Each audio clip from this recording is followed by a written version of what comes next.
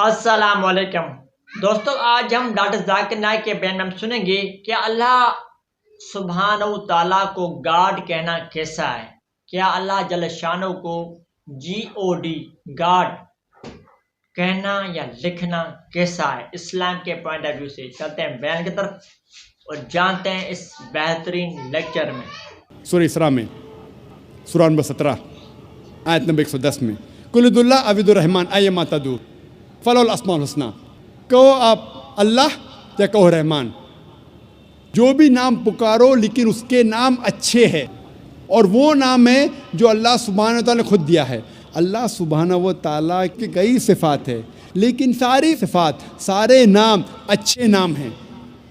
اور کئی نام جو امام نے جو تلاوت کی تھی اس تقریر کے پہلے، شیخ احمد علی بن عبد الرحمن الحذیفی جو امام مسجد خوبہ ہے، انہوں نے کئی صفات بیان کیے تھے.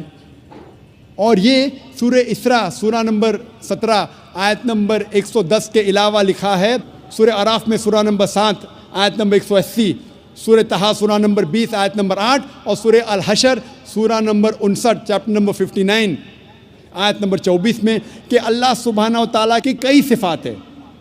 اور قرآن مجید اور حدیث میں اللہ سبحانہ و تعالیٰ کے 99 نام دیے گئے: الرحمن، الرحیم، الکریم، رحمت والا، کرم والا، حاکم، اور سب سے اونچا ہے اللہ. ہم مسلمان اللہ سبحانہ و تعالیٰ کو عربی لفظ اللہ سے پکارنا کیوں پسند کرتے؟ ہم مسلمان اللہ سبحانہ و تعالیٰ کو عربی لفظ اللہ سے پکارنا پسند کرتے کیونکہ یہ عربی لفظ اللہ یونیک ہے، ہٹ کے ہے، الگ ہے. اس میں کوئی انسان ملاوٹ نہیں کر سکتا. باقی جتنے اللہ کے جو ترجمے ہیں اس میں انسان ملاوٹ کر سکتا ہے. مثال کے طور پہ انگریزی میں کہتے ہیں گاڈ. گاڈ کو اگر جوڑیں گے ایس ہو جاتا ہے گاڈز، یعنی ہوش سے خدا. اسلام میں اللہ کی جمع نہیں ہے. کل ہو اللہ احد، کہو کہ اللہ ایک ہے.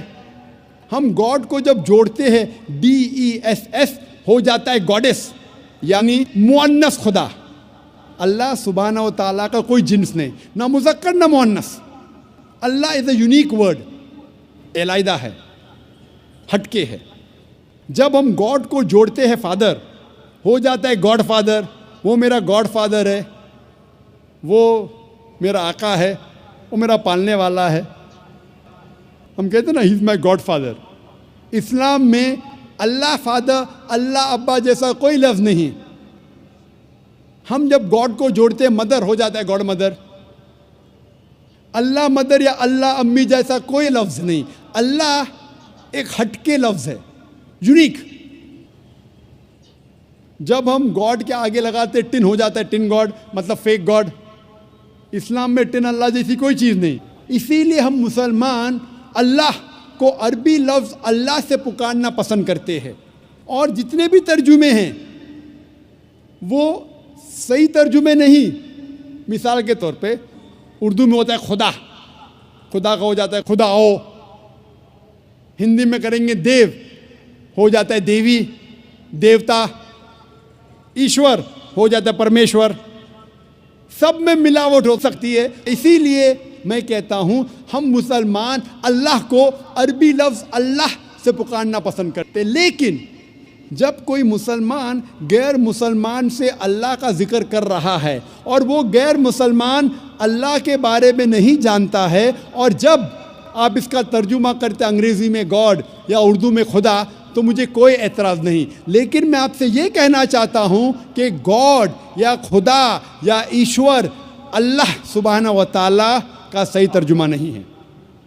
لیکن دعوتی میدان میں جب غیر مسلمان سے آپ بات کر رہے، جس طریقے سے میں آج تقریر میں خدا کہہ رہا ہوں، گاڈ کہہ رہا ہوں، تو دعوتی کام کے لیے چل جائیں گا. لیکن پھر بھی یاد دلانا چاہتا ہوں کہ یہ گاڈ، خدا، ایشور اللہ کا صحیح ترجمہ نہیں ہے.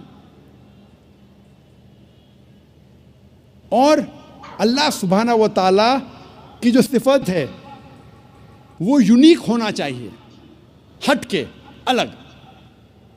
جب بھی آپ صفات بیان کریں گے فوراً صرف اللہ کی طرف ان صفات کا اشارہ ہونا چاہیے. اگر وہ صفت اللہ کے علاوہ کسی اور کی طرف اشارہ کرتی ہے تو وہ صحیح صفت نہیں ہے. مثال کے طور پہ آپ جانتے ہوں گے ایک انسان جس کا نام تھا نیل آرمسٹرانگ. آپ شاید جانتے ہوں گے کہ سب سے پہلا انسان جس نے چاند پر قدم رکھا اس کا نام تھا نیل آرمسٹرانگ. آپ جانتے ہیں کہ نہیں؟ جانتے ہیں کہ نہیں؟ بے شک جانتے ہیں, ماشاء اللہ, آپ کا علم بہت گہرا ہے. اگر میں کہوں گا کہ نیل آرمسٹرانگ ایک ایسٹروناٹ تھا, میں صفت تو صحیح ہے, لیکن جب میں اس صفت کو الٹا کروں گا, ہو واز این ایسٹروناٹ, کون ایسٹروناٹ تھا؟ آپ ہزاروں انسان کا نام لے سکتے جو ایسٹروناٹ تھے, وہ ایک یونیک صفت نہیں ہے. اسی طریقے سے میں کہوں گا کہ نیل آرمسٹرانگ ایک امریکن تھا, صفت تو صحیح ہے لیکن یونیک نہیں ہے, علیحدہ نہیں ہے, ہٹ کے نہیں ہے. اگر میں اس سینٹنس کو الٹا کروں گا, who was an American, American کون ہے؟ آپ لاکھوں نام دے سکتے ہیں جو امریکن ہیں. تو ایسی صفت دو جو صرف اس شخص کی طرف اشارہ کرے. مثال کے طور پہ میں کہوں گا Neil Armstrong was the first man who set foot on the moon. آپ جب اس جملے کو الٹا کرتے ہیں, who was the first man who set foot on the moon, سب سے پہلا انسان کون تھا جس نے چاند پہ قدم رکھا؟ جواب ہے نیل آرمسٹرانگ. ایک ہی جواب. تو ایسی صفت ہونا چاہیے جو جواب صرف ایک ہونا چاہیے. اسی طریقے سے جتنی بھی صفات اللہ کے ہے وہ صرف اللہ کی طرف رجوع ہونا چاہیے. اگر میں کہوں گا نعوذ باللہ کہ اللہ ایک بلڈنگ کو بنانے والا ہے, ٹھیک ہے, اللہ بلڈنگ کو بنا سکتا ہے, لیکن میں کہوں گا کون بلڈنگ کو بنا سکتا ہے؟ آپ ہزاروں بلڈر کا نام لیں گے بمبئی میں جو بلڈنگ بنا سکتے. تو یہ صفت یونیک ہونا چاہیے. اگر میں کہوں گا اللہ سبحانہ و تعالیٰ کائنات کے خالق ہے, جملے کو الٹا کیجئے, کون کائنات کا خالق ہے؟ جواب صرف ہے اللہ. جو صفت یونیک ہونا چاہیے, علیحدہ ہونا چاہیے, ہٹ کے ہونا چاہیے, الگ ہونا چاہیے. اسی طریقے سے الرحمن, الرحمن کون ہے؟ صرف اللہ. الرحیم, الرحیم کون ہے؟ صرف اللہ. تو جتنی صفات اللہ کی ہے وہ یونیک ہونا چاہیے, علیحدہ ہونا چاہیے, ہٹ کے ہونا چاہیے, الگ ہونا چاہیے. یہ ضروری ہے. دوسری بات, اللہ کی صفت کے ساتھ اس کے مخلوقات کی صفت نہیں ہونا چاہیے. آپ یہ نہیں کہہ سکتے ہیں کہ اللہ کائنات کا مالک ہے اور اللہ بھول سکتا ہے, کیونکہ بھولنا انسان کی صفت ہے, اللہ کی نہیں. تو صحیح صفت کے ساتھ غلط صفت نہیں جوڑ سکتے. اور اگر 3-4 صفتیں اللہ کی, صرف اللہ کی طرف آپ کو رجوع کرنا چاہیے, اور ساری صفات صرف اللہ کی ہونا چاہیے, دوسری کی نہیں. یہ ضروری ہے.